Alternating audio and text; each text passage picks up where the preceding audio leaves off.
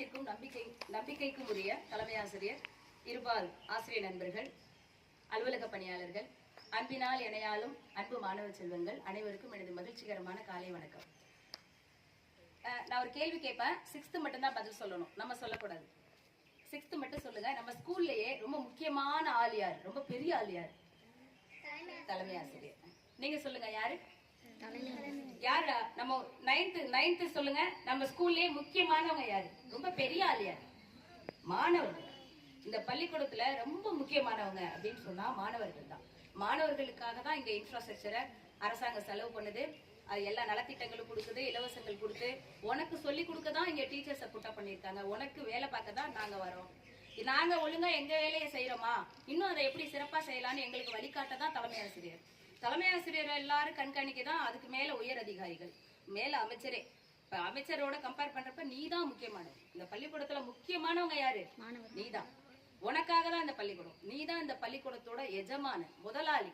அப்ப உன்னோட செயல் எப்படி இருக்கும்?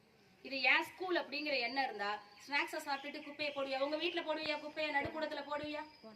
யாராவது குப்பையை போட்டா உனக்கு எவ்வளவு கோவம் வரும்? அப்ப இது நம்ம ஸ்கூலுங்கிற எண்ணம் இருந்துச்சுன்னா இங்க நம்ம குப்பையை போட மாட்டோம். சரி, யாரோ ஒருத்தவங்க பழக்க தோஷத்துல கீழே போட்டுட்டாங்க, அப்ப பாக்குற நம்ம என்ன பண்ணுவோம்? அதை உடனே குனிஞ்சு எடுப்போம். டீச்சர்ஸ் எடுக்கிறத பாத்திருக்கியா? குப்பையை பொறுக்கி எடுக்கிறாங்களா? அப்ப நீயும் அதை எடுக்கணும். அதுல நமக்கு அவமானம் இல்லை, இது நம்ம பள்ளிக்கூடங்கிற எண்ணம் இருக்கும். அதே மாதிரி இந்த பள்ளிக்கூடத்தோட செயல், இந்த பள்ளிக்கூடத்தோட தரம் உன்னோட செயலை வச்சுதான் நிர்ணயம் பண்ணப்படுகிறது. ஒருத்தவங்களோட அடையாளங்கிறது உன் பேரோ, நீ படிக்கிற படிப்போ, நீ சேர்க்கிற சொத்தோ கிடையாது.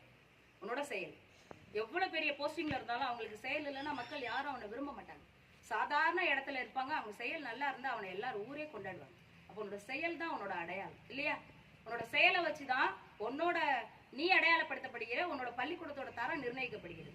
அப்ப நம்மளோட செயலை எவ்வளவு முக்கியமான விஷயம், நம்ம செயல்ல கவனம் செலுத்தணும். ரைட்டா? சொல்லுங்க. நம் செயலே நம் அடையாளம். என்னால் என் பள்ளி பெருமைப்படுகிறது. என் பள்ளியால் நான் பெருமைப்படுகிறேன். என் பள்ளி என் பெருமை. என் பள்ளி என் கடமை. நன்றி.